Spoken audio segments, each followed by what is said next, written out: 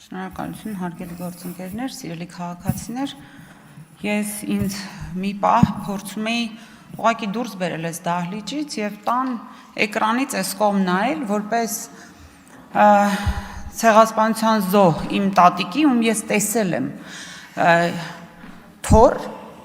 եւ հասկանալ, որպես քաղաքացի, ինչ շահեր են ուզում պաշտպանել այս աջ կողմում նստած քաղաքական ուժերը, խնդրում եմ մի ընդհատեք ինձ։ Ինչ իմ որ շահն են պահում, պաշտպանում,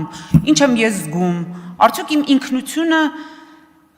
ինչպես որ հաճախ էս քաղաքական թիմը խոսում է այնց, որ ինքնությունն ենք մենք ինչ որ վտանգում եւ այլն, արդյոք իմ ինքնությունը վտանգել որևէ մեկը կարող է, եթե ես ինքս չեմ կասկածում դրա վրա։ Եթե ես կասկած չունենամ, որևէ մեկը չի կարող։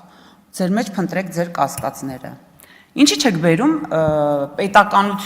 պետականության դեմ վերբալ օրինակ հարձակումները պաշտպանող որևէ նախագիծ, ինչի՞ չեք բերում, որովհետև դուք հայտնի եք դրանով, որովհետև ձեզ համար պետականությունը ինքը վտանգ է, Հայաստանի Հանրապետության պետականություն վտանգ է։ Եվ ի վերջո,